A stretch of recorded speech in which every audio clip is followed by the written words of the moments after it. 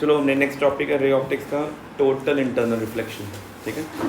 तो total internal reflection में हमने क्या पढ़ना है, एक होता है सिंपल इंटरनल रिफ्लेक्शन, एक होता है टोटल इंटरनल रिफ्लेक्शन, ठीक है।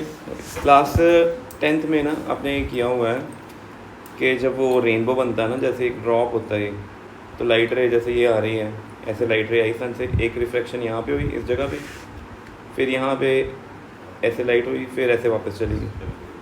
अच्छा एक्चुअली क्या होता है जब लाइट आती है ना, तो लाइट में यहाँ पे इस ए पॉइंट पे रिफ्रैक्शन हो रही है, बी पॉइंट पे कुछ लाइट बाहर भी जाती है। तो बी पॉइंट पे दो चीज़ें हो रही है, देखो दो रेज हैं, एक ये वाली ब्लू वाली रेज है बी पॉइंट से, और एक ये ग्रीन वाली रे है। जो ग्रीन रे है वो शो कर रही है रिफ्रैक्शन, और जो ब्लू रे है वो शो कर रही है रिफ्लेक्शन।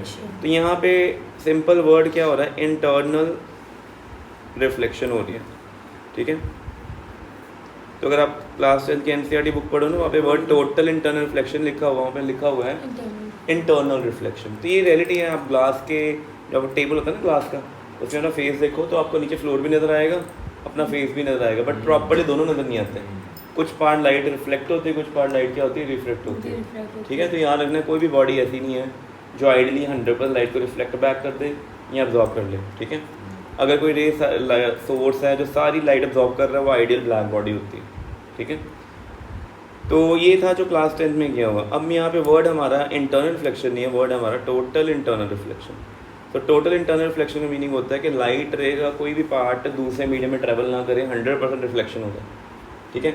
इसके प्राइम दो कंडीशन होती हैं। पहली कंडीशन क्या है कि लाइट को ट्रैवल कहाँ से करना है, डेंसर से रेयर में जाना है, पहली condition. Reason assertion MCQ question, MCQ पता कैसे आता है, 3 स्टेटमेंट दी होती है, कहते हैं which of the following statement is और आर करेक्ट, फिर ऑप्शन होती है only 1, 1 and 2, 1 2 3, all of these, none of these, ऐसे, ठीक है। सो ऐसे क्वेश्चन जनरली पता है किन किन सेट पे आते हैं। एक तो आता है टीआर के ऊपर उनकी कंडीशन, जहाँ भी आपको स्टेटमेंट में कंडीशन मिलेंगी, प्रॉपर्टीज़ मिलेंगी, वहाँ पे ऐसा क्वेश्चन एमसीक्यू बनेगा। जैसे पैरा फेरो डायम के ऊपर तो क्वेश्चन एक आना ही आना पेपर में, वो एमसीक्यू डाल देते हैं कि एक मटेरियल की 4 प्रॉपर्टी लिख देंगे, नीचे कहेंगे ये कौन सा मटेरियल है, या एक मटेरियल लिख देंगे ये कि which of the following statement is correct para dia ferro के लिए, तो आपको वो प्रॉपर्टीज याद होनी चाहिए। ऐसे एक टीआर के लिए कंडीशन, तो पहली कंडीशन ये है कि डेंसर टू रेयर जाना चाहिए। दूसरी कंडीशन क्या है, देखो डायग्राम बनी हुई है, ये जो रे है ये वाली स्ट्रेट जा रही है, बेंड ही नहीं की। ये बेंड क्यों नहीं की, बिकॉज यहाँ पे कौन सी हो रही है, नॉर्मल इंसिडेंस। आई भी कितना है 0, आर भी कितना है 0, और जब भी नॉर्मल इंसिडेंस होता है स्नेल्स लॉ फॉलो ही नहीं होता, ठीक है। फिर ये वाली ये रे ऐसे गई यहाँ पे, फिर यहाँ पे ऐसे चली गई, तो इस केस में ये को बेंड अवे फ्रॉम नॉर्मल कर रही है, क्यों कर रही है, डेंसर टू रेयर जा रही है। फिर और एंगल इंक्रीज़ किया तो एक टाइम आया कि ये इस केस में ये एंगल ऑफ जो रिफ्रैक्शन था यहाँ पे कितना आ गया, तो जिस एंगल ऑफ इंसिडेंस के लिए एंगल ऑफ रिफ्रैक्शन 90 होता है उसको क्या कहते हैं, क्रिटिकल एंगल। अगर आपकी angle of incidence critical angle से क्या हो गया, ज़्यादा हो गया, लाइट का कोई पोर्शन बाहर नहीं जाएगा, सारा 100% रिफ्लेक्ट बैक करेगा, तब जाके यहाँ पे क्या होना है, स्नेल्स लॉ एप्लीकेबल नहीं है, बट लॉ ऑफ रिफ्लेक्शन जो हमने पढ़ा था आई इक्वल टू आर, तो लॉ ऑफ रिफ्लेक्शन 100% वैलिड है, ठीक है। तो याद रखना है, can there be a possibility that law of reflection valid for the refraction, yes, when ray travel from denser to rare medium with angle of incidence greater than critical angle, ठीक है। तो ये आपने याद रखना है। और अगर आपने इसमें क्रिटिकल एंगल निकालना हो तो कैसे निकालें, तो बेटे ये देखो, इस केस में sine i upon sine r जो है, रे डेंसर मीडियम से कहाँ जा रही है, रेयर मीडियम, ऐसे ही है ना। तो साइन जब क्रिटिकल हो गया, सी हो गया, तो आर 90 हो गया,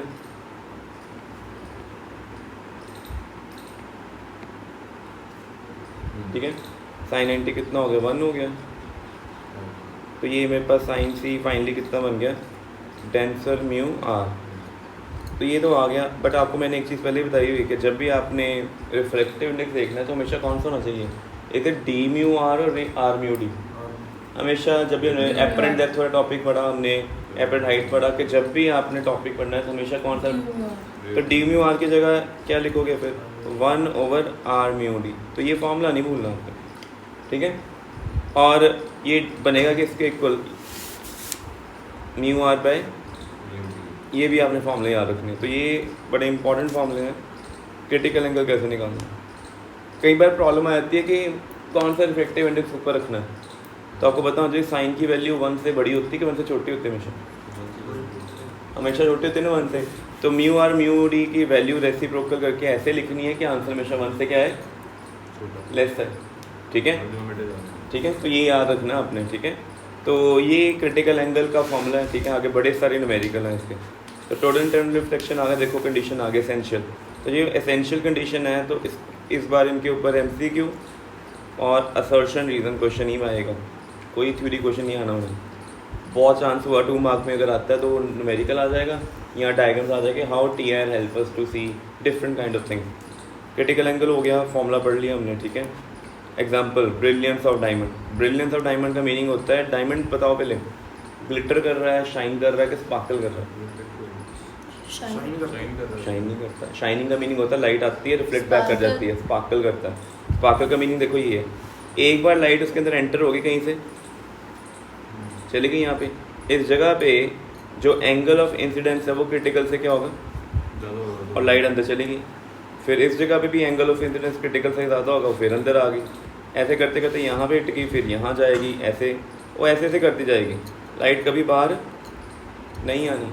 अगर डायमंड के अंदर से लाइट बाहर नहीं आएगी, व्हाट डज इट मीन, कि जहाँ पे वो लाइट उसकी साइड पे हिट की, वहाँ पे एक सेंटिलेशन प्रोड्यूस होगी जो हमें नज़र आएगी बाहर। तभी डायमंड क्या करता है, स्पार्कल करता नजर आता है। जितनी ज़्यादा लाइट डायमंड को एक्सपोज करोगे उतना स्पार्कल करेगा। जब हम ज्वेलरी शॉप में जाते हैं ना, छोटा सा डायमंड भी होता है ना, वो भी इतनी सारी लाइटिंग उन्होंने की होती है सो दैट डायमंड स्पार्कल करे और हमें वो बड़ा अट्रैक्टिव लगे। ठीक है, और जब नॉर्मल घर में बैठे हुए तो वही डायमंड स्पार्कल नहीं करेगा बिकॉज लाइट कम है। ठीक है, तो इसका एक और रीज़न है कि डायमंड का जो रिफ्रैक्टिव इंडेक्स होता है ना म्यू डी, वो सबसे ज़्यादा है 2.42। और अगर हम एयर टू डायमंड देखें कि क्रिटिकल एंगल निकाल लें तो वन क्या बनेगा, म्यू डी, और म्यू डी 1/2.42 आ गया।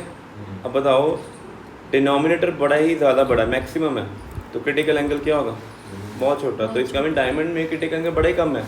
कोई भी इंसिडेंस होती है, एंगल ऑफ इंसिडेंस क्रिटिकल से क्या आना है, ज़्यादा ना, लाइट ने कभी बाहर ही नहीं आना। तो डायमंड को एक बार एक्सपोज कर दो ना लाइट के, और एक कबर्ड में रख दो जहाँ पे प्रॉपर डार्क है, 3-4 साल बाद भी निकाल लोगे ना डार्क रूम से उसको, तभी वो स्पार्कल कर रहा होगा बिकॉज लाइट इंटरैक्ट कर ली उसमें, बाहर नहीं जाएगी। डायमंड के जितने सारे फेसेस कट करोगे, तराशते हैं ना डायमंड को कहते हैं, डायमंड के जितने सारे फेसेस कट होंगे, एंगल ऑफ इंसिडेंस उतना ही ज़्यादा बनना शुरू हो जाएगा, जो कि क्रिटिकल से एक्सीड कर जाएगा। ठीक है, तो डायमंड के ज़्यादा फेसेस कट करते सो दैट हर बार जो लाइट अंदर एंटर करे बाहर ही ना जाए। दूसरी एग्जांपल है मिराज, ये हमें नॉर्मली नज़र आती है इंडियन सब कॉन्टिनेंट में। डेजर्ट क्या करना, अपनी सिटी में भी नज़र आती है। हाईवे पे जाओ, गर्मी धूप है, तो दूर देखोगे आपको लगेगा वहाँ पे पानी गिरा हुआ है।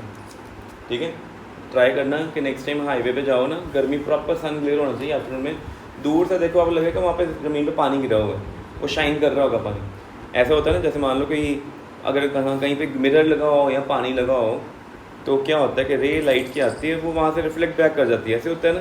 तो सामने ऑब्जर्वर को क्या लगेगा कि यहाँ से रिफ्लेक्ट बैक करी, यहाँ तो यहाँ पे मिरर है इस जगह पे, यहाँ पे कौन है, वाटर है।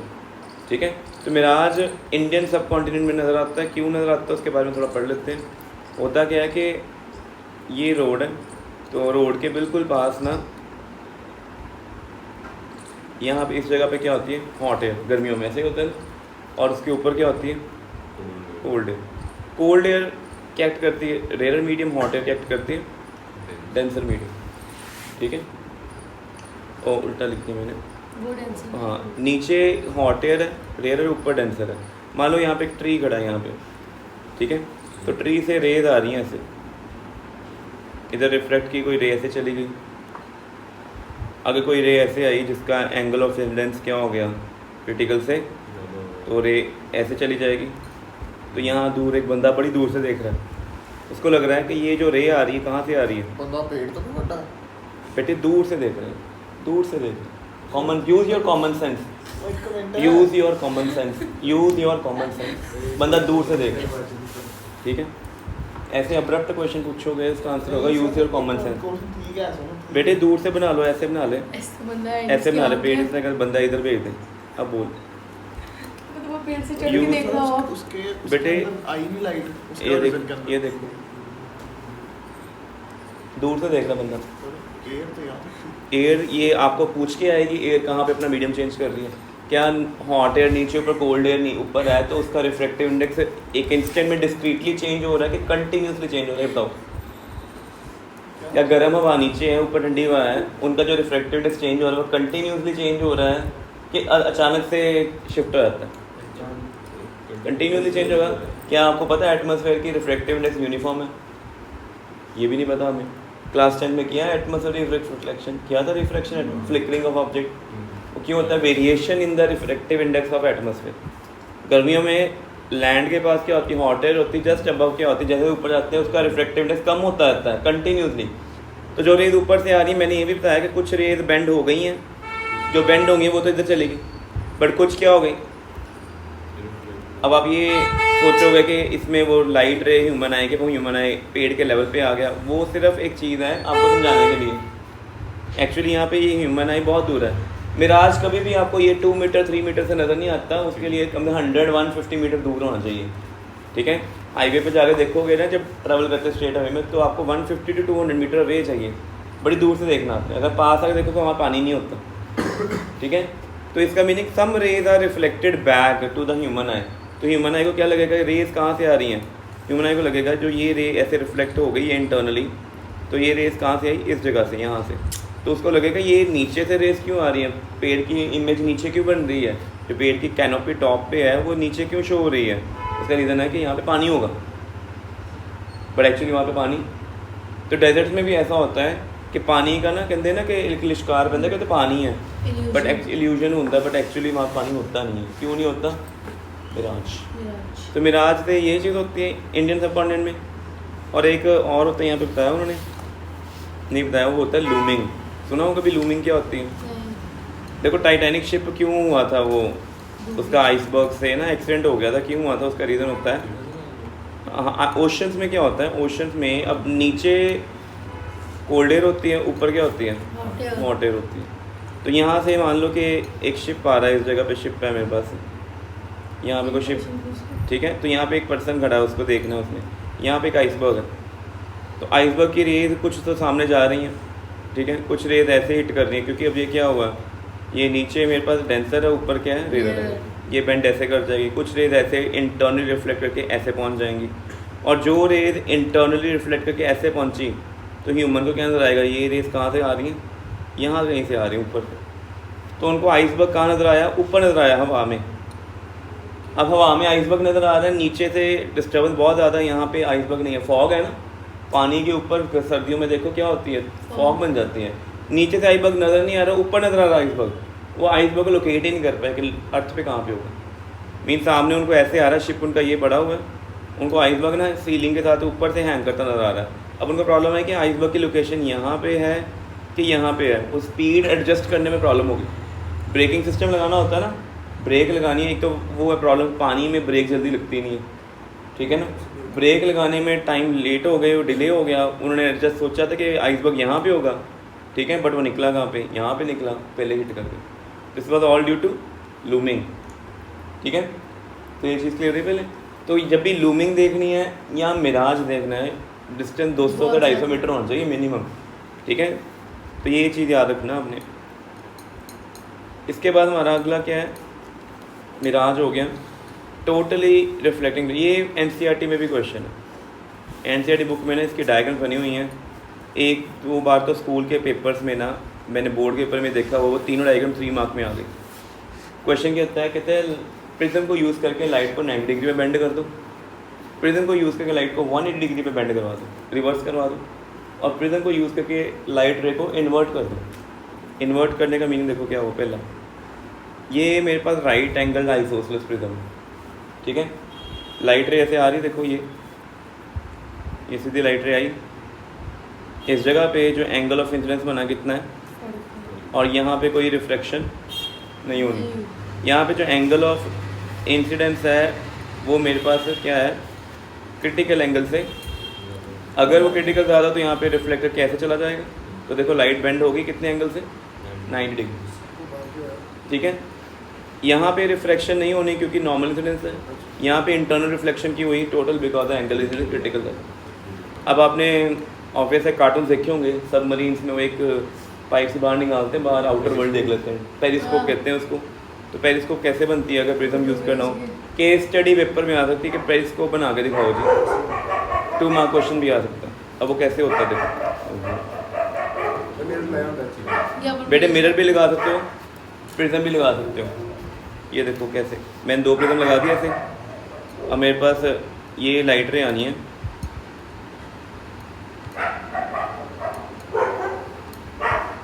ये लाइट रे ऐसे आई, इधर हिट की, यहाँ से TIR होगी सरफेस से, लाइट अब यहाँ पे हिट की, यहाँ से TIR होगी, इधर चलेगी। तो ह्यूमन आई कहाँ पे है, तो ऑब्जेक्ट आउटर वर्ल्ड यहाँ से देख रहे हैं पूरी, किसको यूज़ करके, तो प्रिज्म को यूज़ करके 90 डिग्री पे अगर बेंड करवाएंगे तो कैसे एग्जांपल है, total internal reflection. Is it okay? तो आपने ये याद रखना है। सेकंड, लाइट को किस पे एंगल पे बेंड करना है, 180 डिग्री। प्रिज्म कौन सा यूज़ करना है, राइट एंगल आइसोसेलेस।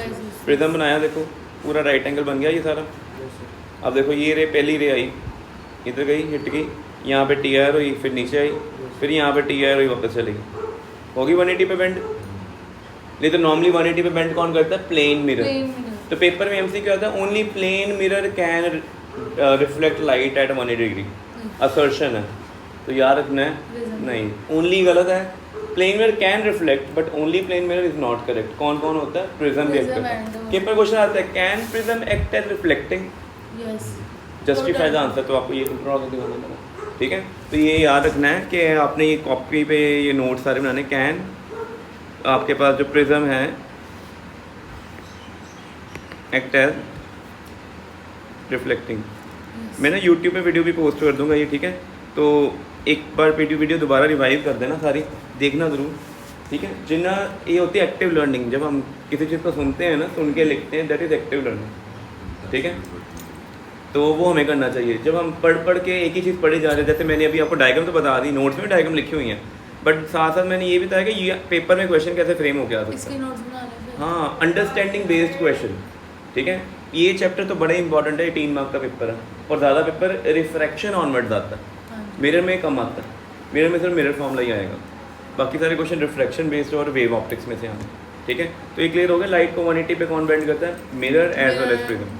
एक और है, इन्होंने ड्रॉ नहीं किया, वो क्या है, अगर आपने ऑब्जेक्ट को इन्वर्ट कर देना, देखो any rectangular glass slab which is damaged और डिस्टॉर्टेड, वो क्या बन जाएगा, प्रिज्म। ये हमने ग्लासेस लगाए हुए हैं ना, थिकनेस बड़ी कम है ना, अगर हमारे ग्लासेस की थिकनेस बढ़ जाएगी ना, वो भी क्या करेगा, प्रिज्म। स्केल यूज़ करते हो आप, वो भी क्या है, प्रिज्म।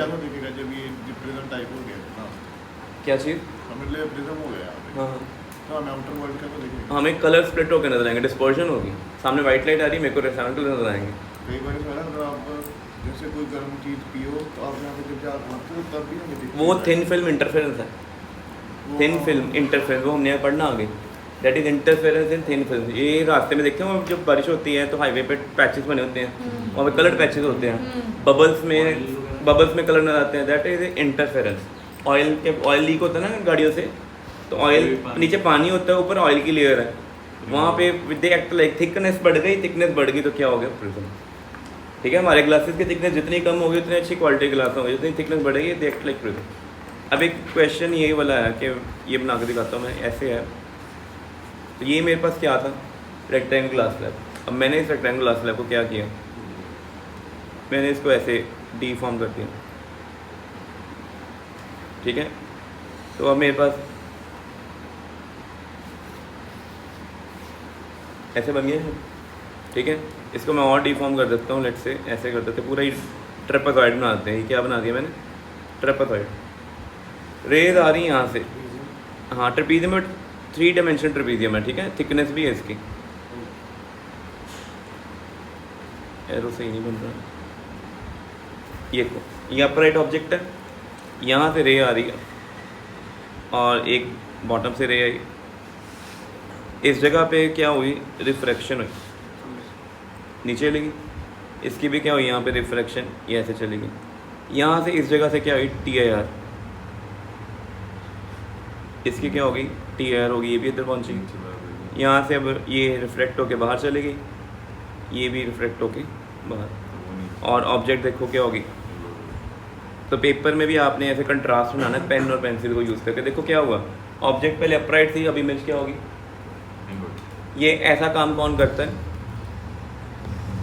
कन्वेक्स लेंस करता है। पढ़ा हुआ ना 9th 10th में, convex lens real inverted image आप टू साइड बनाता है। पेपर में क्वेश्चन आ जाएगा, only convex lens form real inverted image through refraction only, no prism can also form. Refraction ही हो रही है ना बस, हाँ 2 रिफ्रैक्शन है, 2 इंटरनल रिफ्लेक्शन है, इमेज इन्वर्ट होगी। तो आपको ये भी पता होना चाहिए कि मैंने ड्रॉ कर दिया हुआ है। एनसीईआरटी बुक खोल लोगे, उसमें भी लिखा हुआ है। आपने एनसीईआरटी बुक तो हर हालत में पढ़नी है, पढ़नी ही है, कुछ भी हो जाए, कोई कहे ना कहे, आपने वो पढ़नी पड़नी। एनसीईआरटी पढ़ने के बाद आ जाना नोट्स के ऊपर, लर्निंग सारी नोट से करो, एनसीईआरटी बुक रीड करनी ही करनी, उसको नहीं छोड़ना, ठीक है।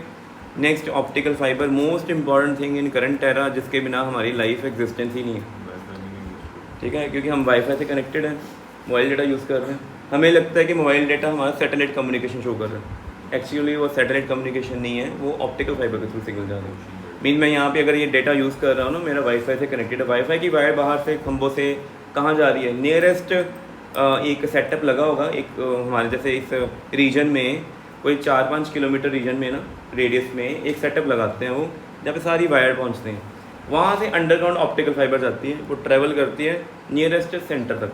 जैसे अमृतसर, जलंधर और तरनक एक सेंटर होगा, रीजनल सेंटर, सारी ऑप्टिकल फाइबर्स वहाँ पहुँचेंगे।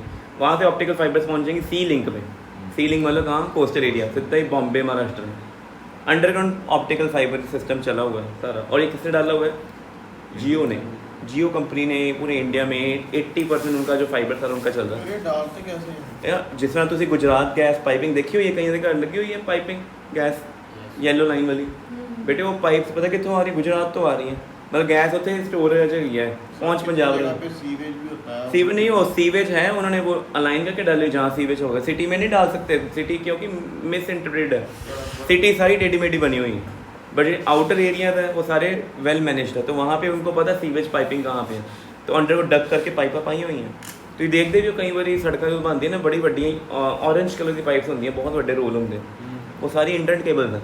और ये केबल्स कहाँ जा रही हैं, कोस्टल रीजन में, कोस्टल रीजन से कहाँ जाएंगी, एक कंटिनेंट को जोड़ते हैं दूसरे कॉन्टिनेंट से। हमारा सारा इंटरनेट अंडर सी जा रहा है, ओशंस के अंदर पाइप लगी हुई है, डीप ओशन में। और अगर वो पाइप कट हो गई या किसी ने कट करने की कोशिश की, it is act of terrorism, ठीक है, क्योंकि तुम एक कंट्री नू नेट कनेक्टिविटी ना रोक रहे हो, तो सिर्फ इंटरनेट नहीं रोक रहे, फाइनेंशियल ट्रांजैक्शन भी क्या कर रहे हो, रोक रहे हो, ठीक है। तो कोई भी कंट्री, कोई भी टेररिज्म का एक्ट यह चीज़ कभी नहीं करेगा, क्योंकि जे एक कंट्री ने दूजे की तारा कट्टियाँ तो अपनी कनेक्टिविटी भी उन्होंने कट्टी जानी, ठीक है कि नहीं। फाइनेंशियल सिस्टम रन करने बंद कर गए, पैसे का साइकिल ख़त्म हो गया, तो लोगों ने भूखे मर जाना अगर यह चीज़ होगी, ठीक है। तो हमारा जो इंटरनेट है वो वायर्ड है, याद रखना है, ऑप्टिकल फाइबर थ्रू जा रहा है। एयर कनेक्टिविटी सिर्फ हमारे लोकलाइज्ड एरिया में, एक होता है ना अपने local area network, wide area network बड़ा होता है, ठीक है। जो LAN है वो हम यूज़ कर रहे हैं एट ए प्रेजेंट, के घर में बैठे हुए वाईफाई यूज़ कर, राउटर हमारा 10 मीटर 15 मीटर पे है, router is connected to wire and wire connected to optical fibre to different of. जब घर पे वाईफाई भी लगवाते हैं ना, तो जो बंदे आते हैं ना वाईफाई लगाने वाले, वो कहते हैं 600 रुपये होर पवो ऑप्टिकल फाइबर पा देंगे तुहाडी, ठीक है। जो नहीं पढ़ना तो नॉर्मल तार पैंदी पई, मतलब जो नियरेस्ट खंभा होएगा ना, उत्थों दी ऑप्टिकल फाइबर तुहाडे घर तक आएगी, ਉਹਦੀ कॉस्ट भी ज़्यादा होएगी। जियो का आंदा ही जियो फाइबर है, optical fibre high speed communication, energy loss ही नहीं होती। अब वो कैसे, वो पढ़ते हैं बेटे। ऑप्टिकल फाइबर इंटरनेट का मीनिंग ये डेटा कनेक्टिविटी है, डेटा ट्रांसमिशन, पाइप के थ्रू सिग्नल ट्रैवल कर रहा है एट हाई स्पीड। जैसे हम फोन में बात, जैसे सपोज करो वायर्ड है ना, वायर में करंट पास हो रहा है, पहले हमारी सारा टेलीफोनिक वायर के थ्रू होती थी, कॉपर के थ्रू सारा इलेक्ट्रिकल सिग्नल जाता था, कॉपर की वायर गर्म होती थी, उसके क्रॉस इंड्यूस्ड में भी आती थी, कितनी एनर्जी क्या होती थी, लॉस। तो सिग्नल ज़्यादा दूर तक जाता नहीं थी, ज़्यादा दूर जाने नॉइज़ बहुत आती थी।